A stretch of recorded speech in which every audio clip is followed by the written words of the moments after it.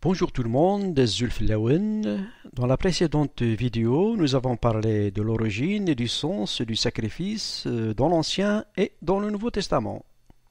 Aujourd'hui, nous vous proposons de découvrir au travers de 5 observations d'autres exemples concernant aussi l'Ancien et le Nouveau Testament. Commençons alors notre première observation par une question. Qu'est-ce que la Bible? Du grec biblos signifie livre.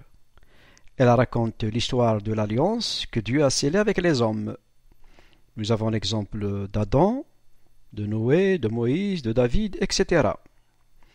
Et dans le Nouveau Testament, nous avons l'exemple de Jésus-Christ, le Messie. Lire Hébreux chapitre 8, versets 6 à 13, Hébreux chapitre 9, versets 15 à 22. La Bible contient aussi 1189 chapitres. Ces chapitres forment miraculeusement un seul livre unique. Le miracle réside dans le fait que ces écrits sacrés sont pénétrés par le même souffle de Dieu. Ce qui explique d'ailleurs que la Bible n'est pas un livre descendu du ciel, mais un livre inspiré du ciel. Nous lisons par exemple dans 2 Timothée 3,16, version Osterwald, « Toute l'écriture est divinement inspirée et utile pour enseigner, pour corriger, pour convaincre, pour former à la justice, afin que l'homme de Dieu soit accompli et propre à toute bonne œuvre. » Mais bien que divine, elle est aussi humaine, c'est-à-dire la pensée et la révélation en sont divines, mais l'expression de sa communication est humaine. Nous lisons, par exemple, dans 2 Pierre chapitre 1 verset 21, version second 21, c'est poussé par le Saint-Esprit, donc l'élément divin, que des hommes, c'est-à-dire l'élément humain, ont parlé de la parole de Dieu. Mais si nous prenons maintenant l'exemple de Jésus, tout ce que Jésus dit est la parole de Dieu par excellence. Mais tout ce qui est rapporté par ses apôtres ou bien par les prophètes est parole inspirée. Nous savons aussi que la Bible rapporte d'autres événements, mais qui ne sont pas proprement dit la parole de Dieu, ni d'ailleurs un commandement de Dieu. Par exemple, la polygamie de Salomon, ou celle d'Abraham, ou bien certains conflits, ou bien encore le crime commis par Caïn, ou bien l'adultère et le crime de David, etc., etc. Si ces faits sont mentionnés dans la Bible, car les personnes inspirées sont humains. Ils vivent donc dans un contexte spirituel par rapport à Dieu, mais aussi social, religieux et politique par rapport aux hommes. L'inspiration est donc aussi liée à ce contexte. Conclusion, la Bible ne parle pas seulement que de Dieu, mais aussi de Dieu qui intervient dans l'histoire de l'humanité. Mais par rapport au Coran, qui contient 114 sourates, c'est un livre dicté du ciel, à partir d'un autre texte inaccessible, celui-là, le Coran incréé, dont les tables sont conservées dans les cieux. Et selon les musulmans, il s'agit donc d'une transmission mot à mot. Mohammed n'a fait alors que réciter au fur et à mesure des versets du Coran existant déjà auprès d'Allah. Ainsi, le Coran révélé à Mohammed est une représentation physique d'un autre Coran glorieux préservé auprès d'Allah. La sourate 85, 21, 22 nous dit qu'il s'agit d'un Coran glorifié, préservé sur une tablette auprès d'Allah. La sourate 43, 2 rapporte que le Coran est un livre explicite, en arabe, dans l'écriture mère, entre parenthèses l'original du ciel, il est auprès d'Allah. Pour la parenthèse, je précise qu'elle est inclue dans le verset. Selon toujours les musulmans, le Coran est donc la parole d'Allah incréée et gravée depuis l'éternité. Ce qui semble plutôt dérangeant, ce n'est pas que la parole d'Allah soit considérée comme gravée depuis l'éternité, mais plutôt que Allah lui-même parle des versets abrogés, mensoukh en arabe, et des versets abrogeants, nasir en arabe.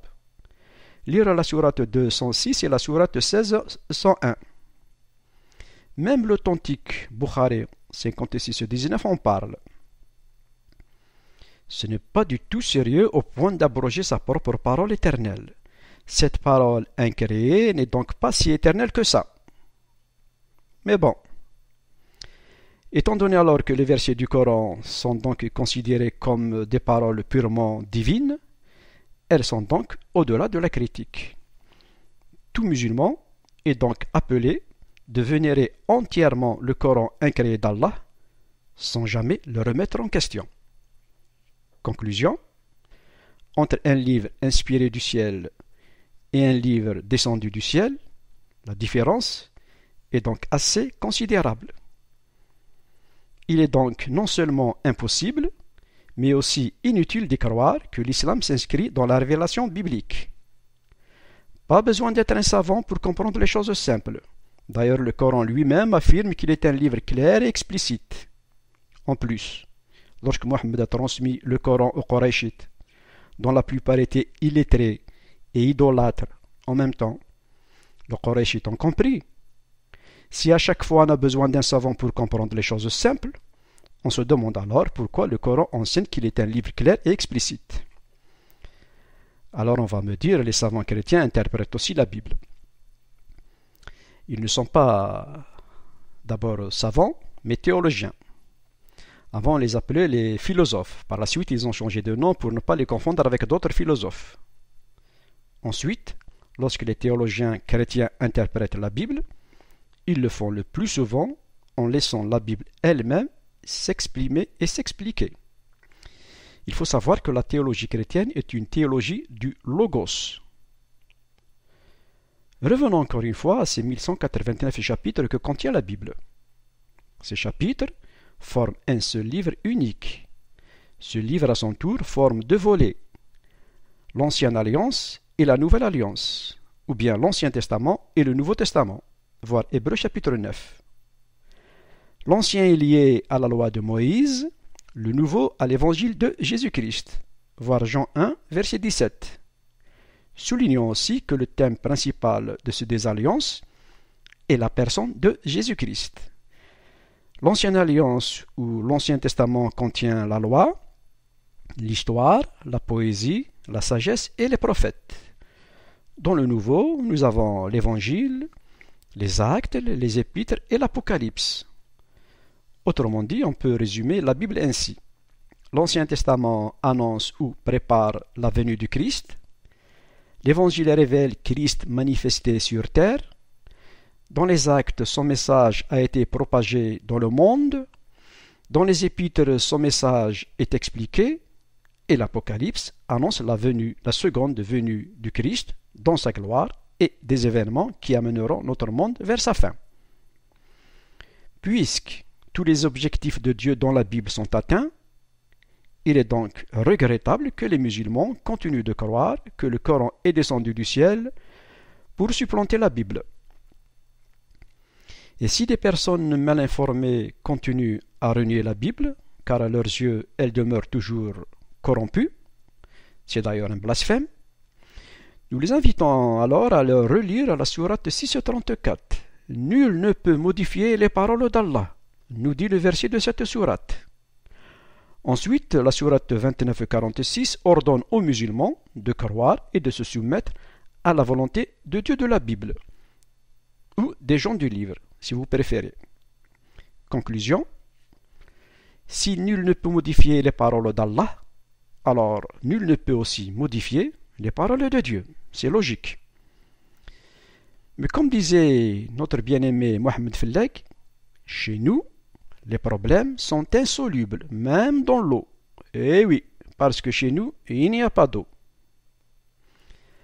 Certains diront alors, et les apocryphes?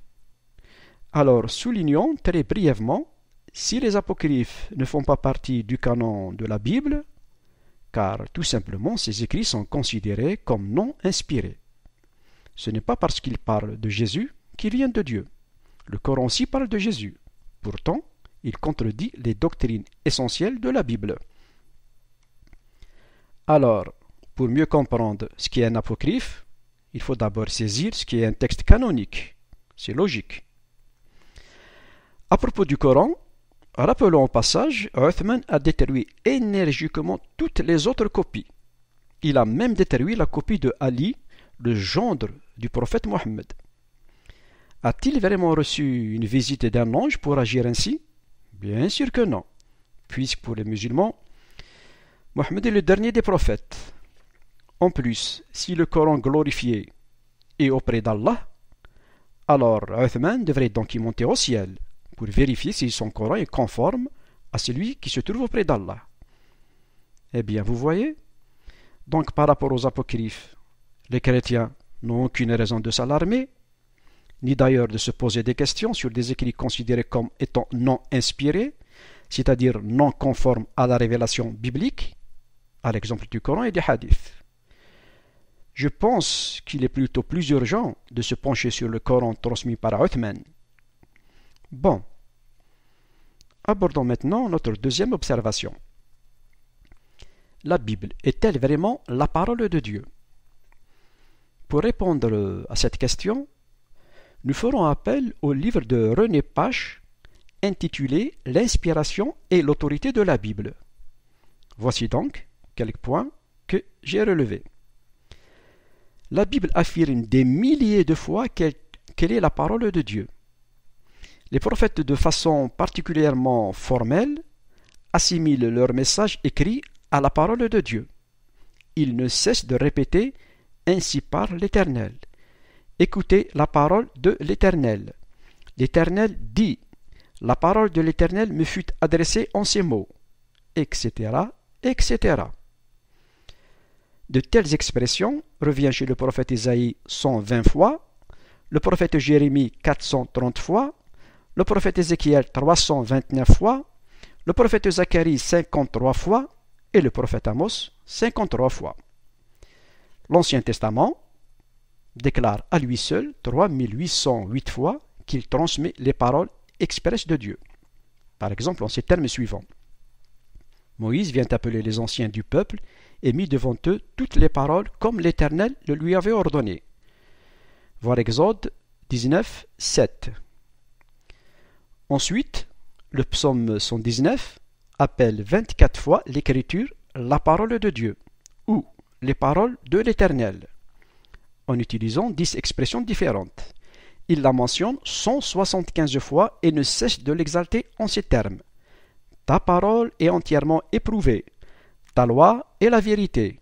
Tu m'enseignes tes statuts, que ma langue chante ta parole. Lire les versets 140, 142, 171, 172. Dans le Nouveau Testament, la prédication du Christ et de ses apôtres était la parole de Dieu. Par exemple, dans Jean 17,8, Christ dit « Je leur ai donné les paroles que tu m'as données », c'est-à-dire celles de Dieu. Acte 11.1 rapporte que les non-juifs avaient reçu la parole de Dieu, etc., etc. Ces affirmations renouvelées montrent sans aucun doute que la Bible est digne de confiance. Le Dieu qui a veillé à l'accomplissement des prophéties est le même Dieu qui a veillé à la transmission de sa parole. Mettre alors en doute des affirmations aussi massivement renouvelées soulèverait un grave problème moral. Si la Bible est fausse, comment la moralité la plus haute serait-elle issue d'un tissu de mensonges? Oui, on est d'accord que des erreurs peuvent se glisser dans un texte. Mais erreur et falsification sont deux choses très différentes. En plus, avec les nombreux manuscrits qui sont à la disposition des spécialistes, il est non seulement facile de déceler une erreur, ce qui explique parfois certaines notes en marge du texte de la Bible, mais qu'il est aussi presque facile de reconstituer une Bible à partir de ces manuscrits. La découverte des manuscrits de la mer Morte, dans les grottes de Qumran en 1947, a bouleversé la pensée des opposants.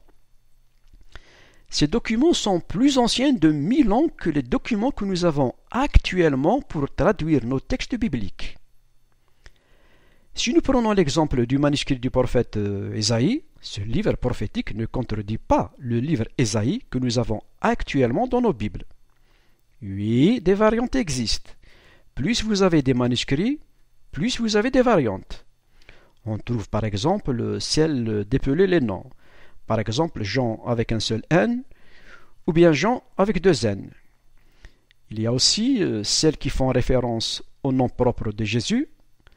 Certains le mentionnent par Seigneur, tandis que d'autres, ils le mentionnent juste par le mot « il ».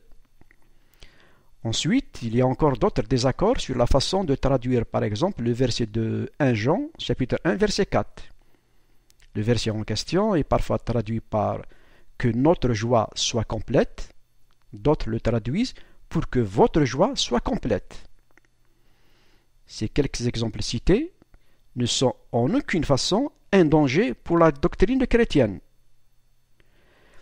Ceux qui désirent avoir un résumé concernant ce sujet, consultez alors le livre de Joyce et Sam McDowell intitulé Bien plus qu'un charpentier, une quête de clarté spirituelle, édition Agapé France. Citons aussi Bengel, l'un des deux savants arrivé au terme de longues recherches sur la valeur des documents bibliques. Écrit un jeune ami, si les Écritures, qui ont été si souvent copiées et qui ont si souvent passé par les mains fautives d'hommes toujours faillibles, étaient absolument sans variante, le miracle en serait si grand que la foi en elles ne serait plus la foi. Cité par Gossen, page 105. Source: L'inspiration et l'autorité de la Bible de René Pache, page 179. Ceux qui désirent approfondir ce sujet, consultez la page 168. Dans la prochaine vidéo, nous allons alors parler de la troisième, quatrième et cinquième observation.